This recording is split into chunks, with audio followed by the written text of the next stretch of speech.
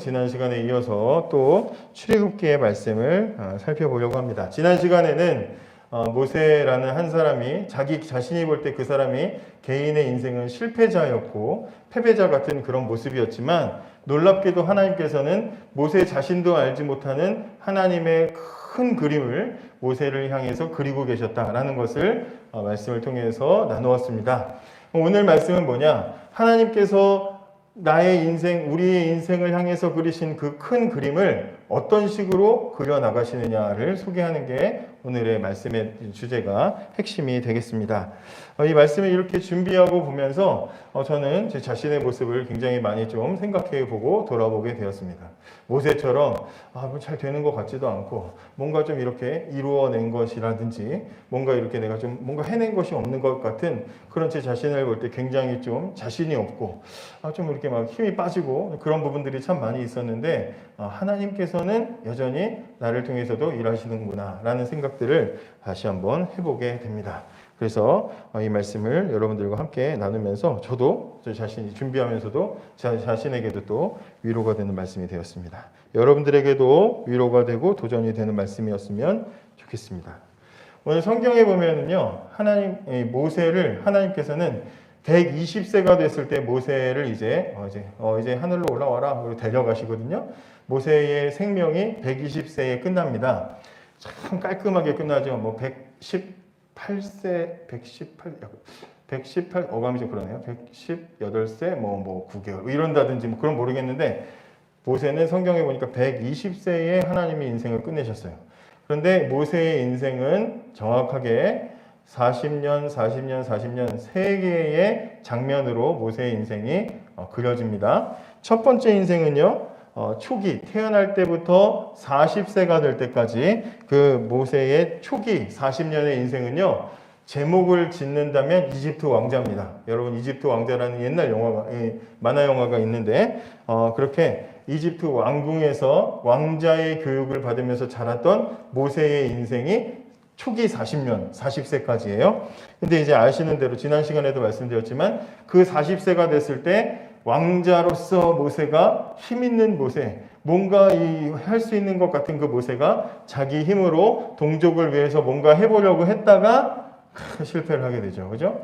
40세 인생의 마무리는 그렇게 됩니다. 그 다음에 모세의 인생, 41세부터 80세가 될 때까지의 모세의 인생은 제목을 붙인다면 양치기 모세 이렇게 붙일 수가 있겠습니다. 그래서 실패자가 되어서 지난 시간에도 말씀드렸지만 사막에서 양을 치는 미디안의 유목민들 사이에서 함께 살면서 자기 재산도 없이 장인의 집에서 양을 치면서 후회하는 시간, 절망하는 시간, 그렇게 무기력한 시간을 40년 동안 보내게 됩니다.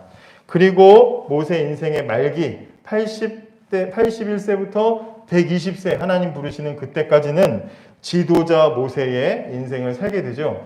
지도자로서 하나님께서 하나님의 큰 그림이 자기에게 있다는 것을 깨닫게 되고 하나님께 전적으로 하나님을 의지하면서 모세의 인생이 이집트에서 자기 민족을 이끌어내는 리더가 되고요. 그리고 하나님의 큰 일들을 충성스럽게 잘 감당하는 그런 인생이 됩니다.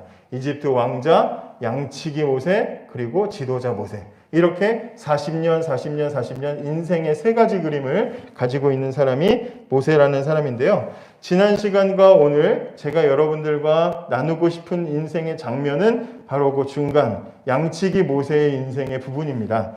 그 양치기 모세의 인생에서 지도자 모세로 바뀌는 이 인생의 전환이 어떻게 일어나는가 이걸 이제 보려고 하는 거죠.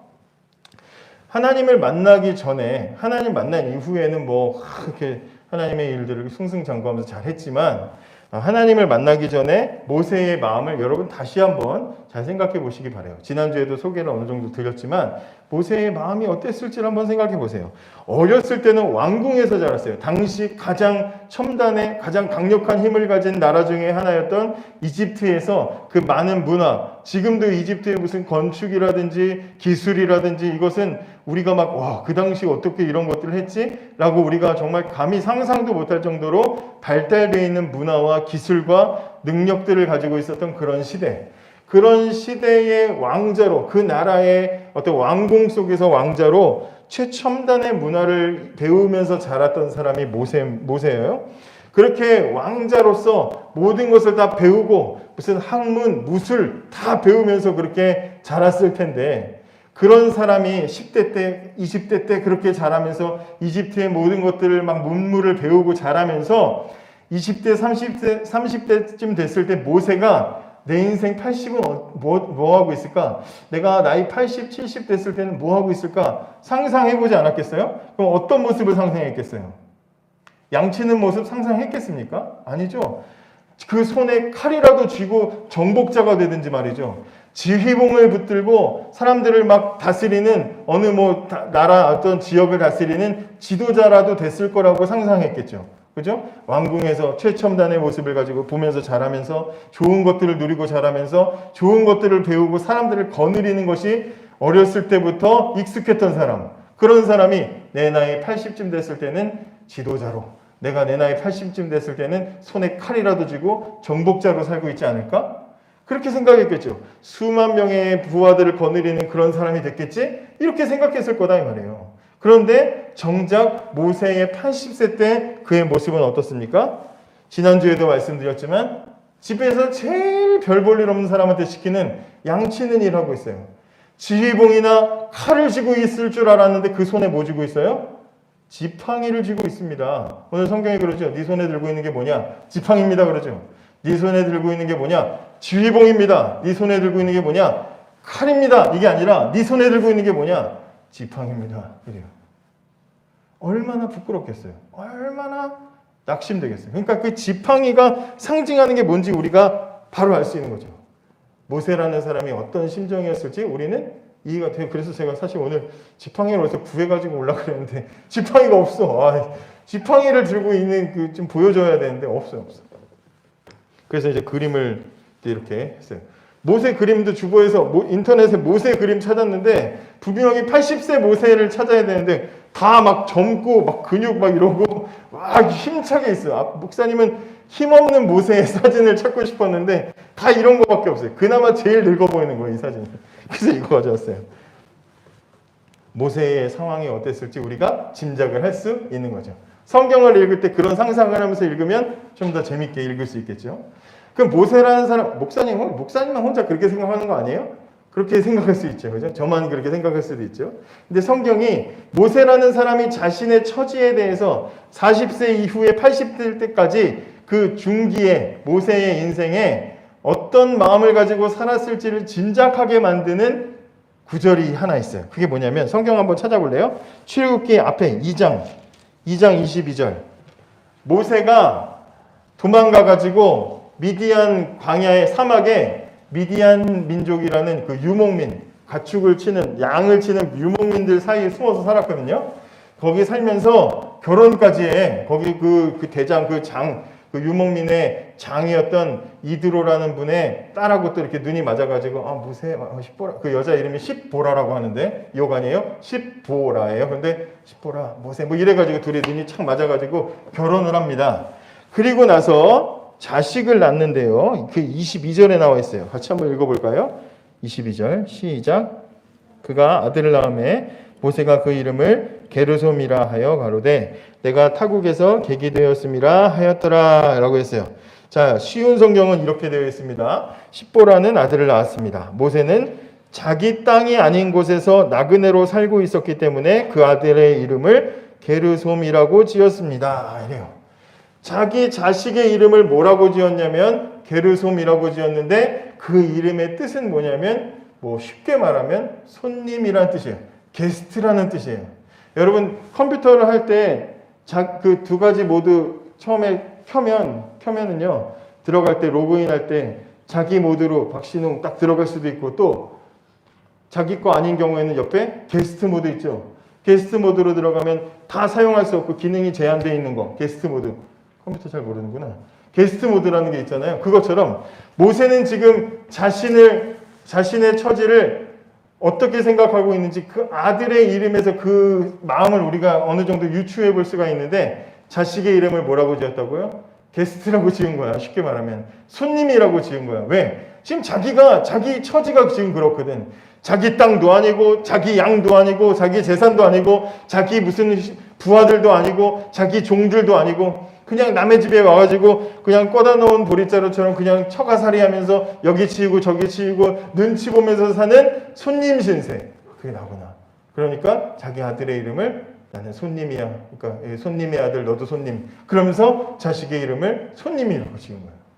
그러니까 모세라는 사람이 손에는 지팡이 쥐고 있죠. 사는 곳은 손님 같은 게스트로 살고 있죠. 그러니까 얼마나 자신의 신세를 안 좋게 생각했을지 좌절하고 있었을지 우리가 짐작을 해볼 수가 있습니다. 그런데 하나님께서 지난 시간에 말씀드린 대로 이런 모세의 상황에서 이런 사람에게 나타나셔서 하나님의 큰 그림, 모세를 통해서 이스라엘을 구출해내기 위한 하나님의 큰 그림을 보여주셨죠. 내가 이런 비전이 있단다. 네가 겪고 있는 너희 민족들이 가지고 있는 모든 고통과 아픔을 내가 다 알고 있다. 그러면서 하나님이 큰 그림을 보여주셨어요. 그리고 성경에 보면 하나님께서는 그 모세의 마음을 돌이키고 용기를 주고 모세가 하나님의 말씀대로 그럼 주님 따라가겠습니다라고 순종할 수 있도록 세 가지의 중요한 사건을 보게 하시는데 첫째가 뭐냐? 첫째는 떨기나무에 불이 붙은 장면을 보여주시는 거예요. 모세가 어느 날 똑같이 지난주에 우리 성경 읽었던 것처럼 똑같이 양을 치고 있는데 저기에 흔한 가시떨기나무가 있는 거예요. 저는 중동에 안 가봐서 모르겠지만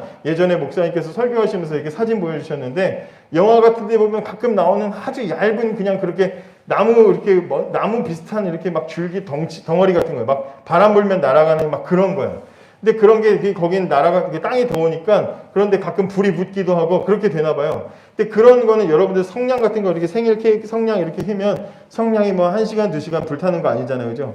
조금만 있으면 다 사그라들잖아요. 나무가 얇고 짧으니까. 그죠? 그런 것처럼 이 떨기나무에 불이 붙을 수 있는데 불이 붙어봤자 금방 꺼져. 불 붙었네? 돌아서면 막 없어질 정도로 금방 불이 사라지는 게 떨기나무예요. 떨기나무.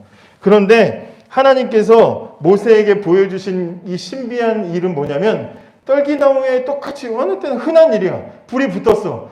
불이 붙었네. 양들아 이거 먹어라. 양 그러면 안 되지. 같이 나눠 먹어. 봤는데 아직도 불이 계속 붙어 있는 거야. 희한하다. 계속 보니까 계속 불이 꺼지지 않고 떨기나무는 그대로 있는데 불이 계속 타고 있는 거예요.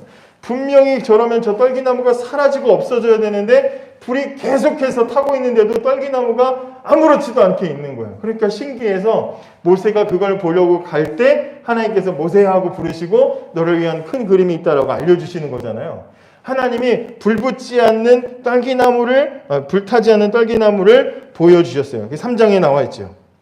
두 번째로 보여주시는 사건이 뭐냐면 오늘 우리가 읽은 건데 2절부터 볼게요. 2절부터. 오늘 2절부터 4장 2절부터 같이 한번 읽어봅시다. 시작.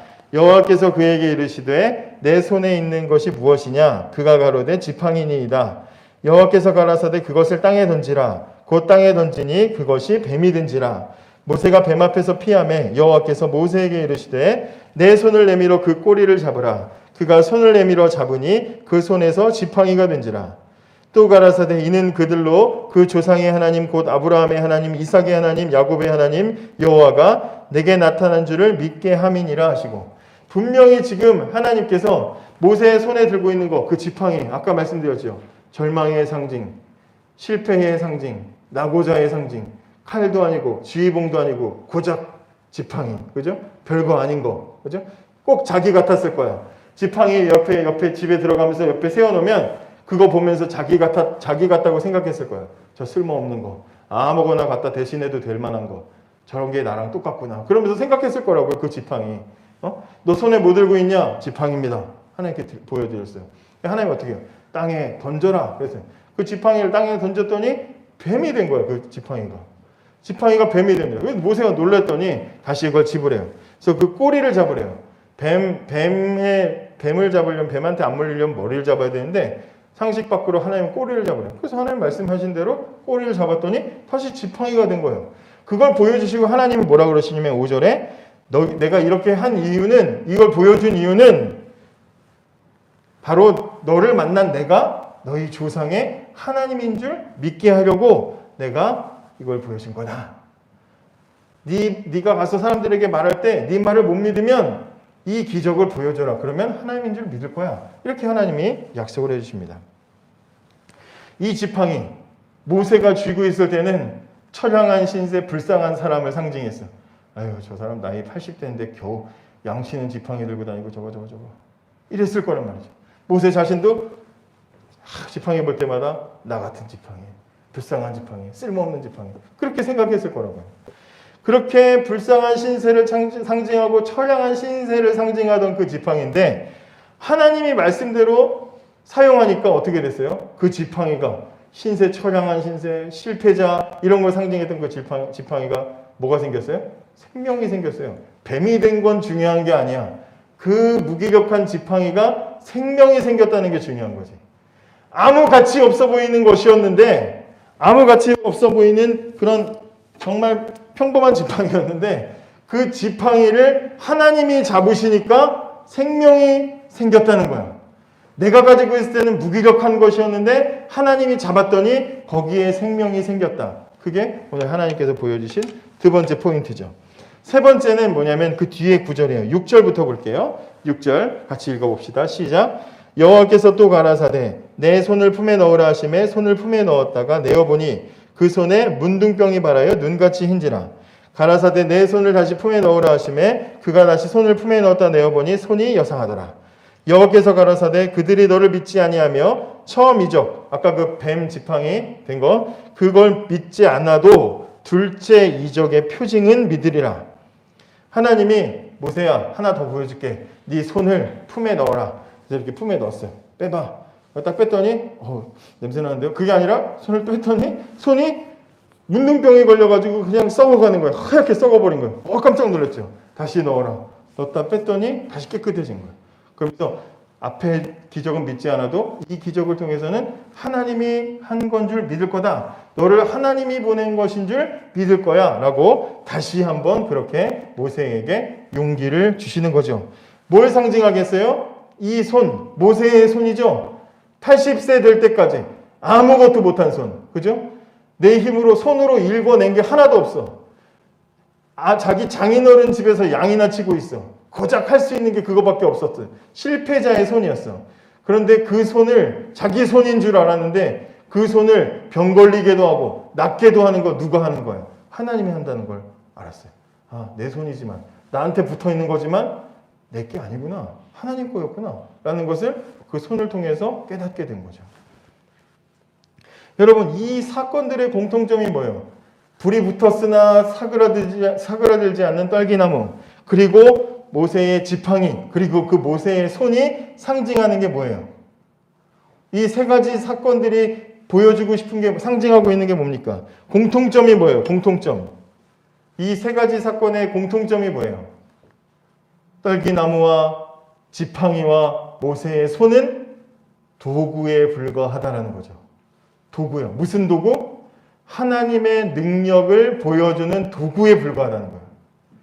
그 떨기나무만이 대단히 특별해가지고 그 위치와 그 줄기의 강함과 그 종류의 특별함 때문에 불이 타지 않은 것이 아니고 모세가 가진 그 지팡이가 사실은 뱀과 비슷하게 생겼고 거기에 뭔가 그 막 마법이 스며져 있으며 그걸 모세가 좋은 어떤 막 번개 맞은 나무를 잘 깎아가지고 만들었기 때문도 아니고 모세라는 사람이 특별해가지고 그 사람은 아주 처음부터 대단한 사람이고 여기에 막 이 사람은 뭐 특별한 일을 할 거라고 몸에 새겨져 있는 그런 사람이어서가 아니라 평범한 떨기나무 아무 다른 것과 별 다를 게 없는 지팡이 별반 볼 것 없는 모세의 손이었지만 하나님의 능력을 나타내는 도구로 쓰임받았다는 공통점이 있는 거죠. 이 세 가지 하나님이 보여주시는 기적의 메시지가 뭡니까? 흔하디 흔한 떨기나무, 아주 흔한 지팡이, 모세처럼 별 볼 일 없는 사람이라도 하나님이 붙잡아서 쓰시면 훌륭한 도구가 될 수 있다. 훌륭하게 하나님을 나타내는 능력의 도구로 쓰임받을 수 있다는 것을 성경이 우리에게 보여주는 거죠. 모세가 어떤 입장이었어요? 나는 손님이야. 나는 실패자야. 나는 안 돼. 나는 힘이 없어. 나는 망했어. 그러고 80을 살았어요. 저보다도 배로 더 산 분인데 그 나이 때 실패자 이러고 있으면 얼마나 슬플까? 막 설교 준비하면서 그런 상상했어. 나이 80에도 저런 마음이면 얼마나 슬플까? 근데 그 사람에게 찾아오셔가지고 모세야, 네 인생 네가 주인 아니다. 내가 잡으면 너를 지금 네 80 너를 통해서도 큰일 할 수 있어. 하나님이 보여주시는 거다 이 말이야. 모세가 우리가 성경 볼 때마다 목사님은 그런 이야기를 자주 하는데 성경 인물들이 막 다윗, 뭐 솔로몬, 무슨 뭐 다니엘, 요셉 이런 분들을 보면서 대단한 분들이지만 그 사람들 앞에서 우리가 주눅들 필요가 없어. 그 인물들이 대단해서가 아니라 하나님이 사용하셨기 때문에 대단한 일을 한 거야. 그러니까 우리가 말씀 들으면서 다니엘이니까 그렇겠지. 모세니까 그랬겠지. 요셉이니까 그랬겠지. 그게 아니에요. 하나님이 여러분들을 붙잡으시면 나도 요셉 될 수 있고 다니엘 될 수 있다는 것을 성경이 우리에게 말해주고 있잖아요. 여러분, 그래서 재밌는 게 뭐예요? 모세라는 사람의 이름의 뜻이 뭐예요? 성경 출애굽기 2장 10절에 보면 모세는 갓난아이 때 나일강에 이렇게 갈대상자에 담아서 버려지죠. 근데 그 갈대상자를 누가 주어요? 이집트의 공주가 주워가지고 주워서 그 아이를 키우잖아요. 그죠? 그 아이를 데려가서 자기 왕궁에서 이제 자라게 나중에 하는 거잖아요. 그죠? 그때 성경의 출애굽기 2장 10절에 보면 이 공주가 아이의 이름을 지어줘요. 그때 뭐라고 하고 지어주냐면 2장 10절에 이렇게 해요. 바로의 딸에게 데려가니 그의 아들이 되니라. 그가 그 이름을 모세라 하여 가로되, 모세라고 부르는데 그 이유가 뭐냐? 이는 내가 그를 물에서 건졌음이니라 이렇게 얘기해요. 내가 얘를 물에서 건져냈으니까 얘는 모세 이렇게 했어요. 그러니까 모세라는 이름의 뜻은 뭐예요? 건져낸 애 이런 뜻이겠지. 그죠? 건져낸 사람. 자, 건져냈다라는 것은 모세의 입장에서는 능동적인 거예요? 수동적인 거예요? 어렵니 혹시? 능동적인 사건이야? 수동적인 사건이야? 갓난아기 모세가 스스로 내가 수영을 배웠으니까 나가야지 하고 자기가 스스로를 건져낸 거야? 아니죠. 남이 건져준 수동적인 인생이야. 모세라는 사람의 인생은 한마디로 수동적인 사람이야. 남이 도와줘야만 되는 사람이란 말이에요. 모세라는 이름 자체가 그런 이름이야. 건져내줘야 되는 사람. 근데 하나님이 그 모세를 80세에 만나셔가지고 그 인생을 붙잡으시니까 모세의 인생은 무슨 인생이 돼요? 남이 건져줘야만 살았던 사람인데 하나님이 만져주시고 하나님이 붙잡으시니까 그 이후로 모세의 인생은 자기 민족, 자기 백성을 이집트로부터 하나님이 약속하신 땅으로 건져내는 사람으로 인생이 바뀌죠. 건져내줘야 되는 사람이었는데 능동적으로 건져내는 인생으로 바뀌는 사건이 일어났어요. 그게 뭐예요? 하나님이 붙잡으시니까 생기는 사건이다. 모세의 인생에 완전한 변화가 일어나게 되는 거죠. 하나님이 부르셨을 때 모세는요, 성경 보면 내가 읽어도 짜증나요. 내가 하나님이면 야 됐어, 야 모세 너 됐어, 저리 가, 막 이랬을 것 같아요. 왜냐하면 하나님이 가라 그랬으면 막 하나님 주님 가겠습니다 막 이래야 되는데 가라 막 그랬더니 하나님 근데 저는 말도 못하고요, 뭐 안 되고요, 안 믿으면 어떡하죠, 이러면 어떡하죠, 저러면 어떡하죠. 얼마나 그런지 몰라요. 그래서 나중에 중간에 하나님이 한번 그냥 모세를 죽이려고 그랬다니까요. 그럴 정도로 얼마나 소심하고 얼마나 겁이 많은 사람인지 몰라요. 못합니다, 안 됩니다 막 그래요. 그런 모세에게 하나님이 이 세 가지 사건을 보여주시면서 말씀하시는 메시지가 뭐냐? 모세야, 네가 누군가가 중요한 게 아니야. 누가 너를 붙잡았느냐가 중요하다. 너를 붙잡은 건 하나님이니까 걱정하지 마라. 하나님은 그 메시지를 주시는 거다 이 말이죠. 장인은 도구를 따지지 않는다 이런 말이 있어요. 들어보셨어요? 장인은 도구를 따지지 않는다. 제가 축구를 진짜 좋아합니다. 제가 축구를 너무 좋아해요. 우리 아들은 아는데 제가 축구를 너무 좋아해요. 좋아하는데 좋아하는 것만큼 잘하지는 못해. 너무 못해. 일단 스피드가 안 돼요. 너무 마음은 손흥민인데 안 됩니다. 안 돼요. 그래서 축구를 너무 좋아해요. 근데 제가 어느 정도로 좋아하냐면, 근데 저는 또 이 축구를 좋아하다 보니까 이게 도구, 이 복장 이런 거에도 이 갖추는 거에 또 이렇게 제대로 갖춰야 된다 이런 생각이 들어가지고 지금은 절대 안 그렇습니다. 지금 전혀 안 그런데 총각 때 결혼하기 전에 겨우 교회에서 사례비 뭐 해봐야 40만 원 받을 때 막 28만 원짜리 막 축구화를 사고 신발이 좋아야 축구를 잘하는 줄 알고 막 그랬어요. 근데 그래도 안 되더라고요. 28만 원짜리 신어도 실력은 1,000원짜리 실력밖에 안 되는 그런 사람이었어요. 근데 진짜 잘하는 사람은요, 구두 신고도 축구 잘합니다. 진짜 잘하는 사람은 맨발로도 잘해. 그죠? 장인은 도구를 따지지 않습니다. 세상에 가장 실력 있는 장인 중에 장인이 누구예요? 하나님이잖아요, 하나님. 하나님이 우리를 붙잡고 사용하신다는데, 하나님이 나 같은 사람 사용해도 하나님께서는 크신 일들을 하실 수 있다 이 말이죠.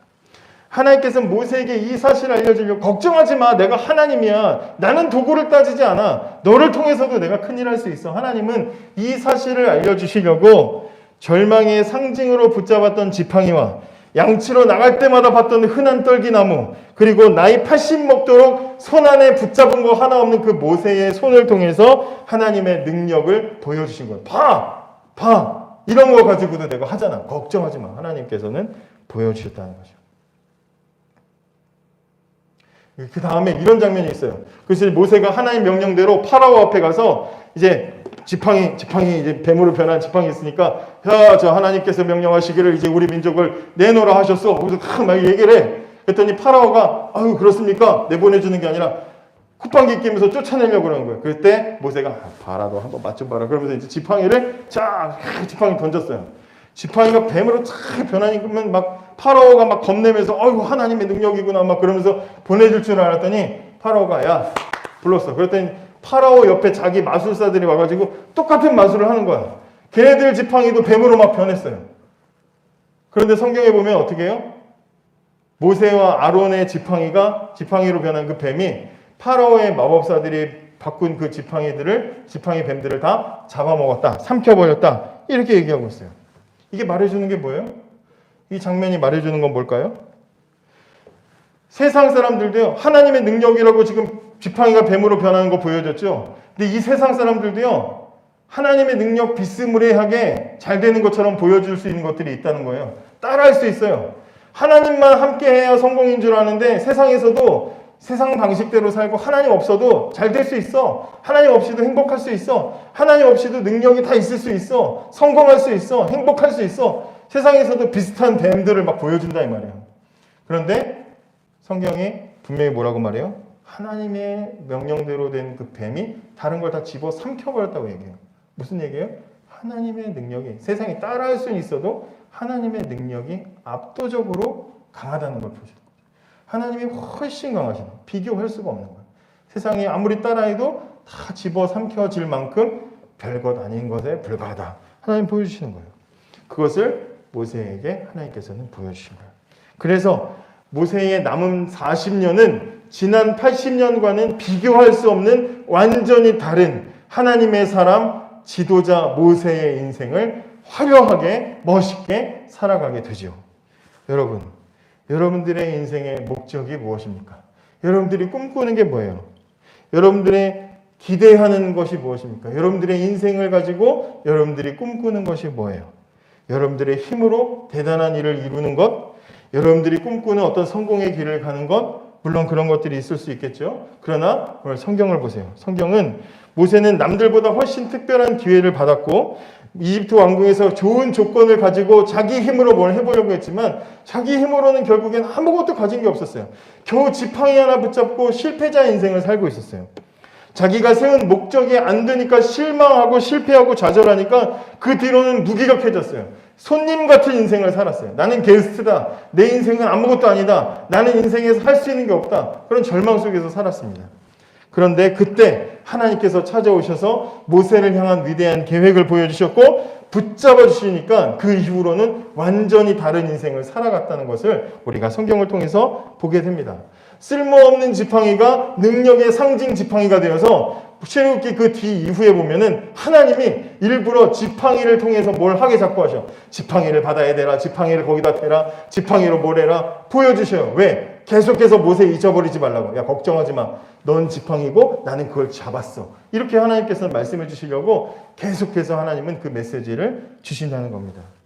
여러분, 우리가 무언가 대단한 계획과 인생의 목적을 세우는 것도 중요하지만 성경을 통해서 우리가 적용할 수 있는 것은 우리 인생에서 제일 중요한 것이 무엇이냐? 우리 인생의 다른 목적은 이루지 못해도 반드시 우리가 이루어야 되는 것이 무엇이냐? 우리가 반드시 해야 되는 것이 무엇이냐? 하나님께 붙잡히는 거예요. 하나님께 붙잡히는 것. 우리 인생을 하나님께 완전히 맡기고 하나님이 우리 인생을 붙잡도록 하는 것이 우리 인생에 있어서 가장 중요한 목적이 돼야 돼요. 모세가 이룬 결과 보고 주눅들지 마세요. 우리는 비록 모세보다 못한 사람들일 수 있지만 그러나 세상을 압도하는 능력을 가지고 계신 하나님께서 우리를 붙잡으시면 우리도 모세처럼 모세보다 더 크고 위대한 일들에 쓰임받을 수 있다는 것을 기억하시기 바랍니다. 이 사실을 믿으면서 하나님의 도구로 하나님의 것으로 살아가기로 결심하는 저와 여러분이 되기를 원합니다. 기도하겠습니다.